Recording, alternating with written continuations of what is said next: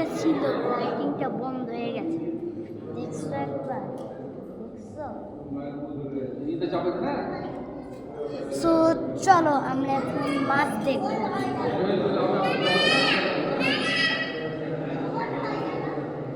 আসো আমরা এখন মাছ দেখবো। মাছ,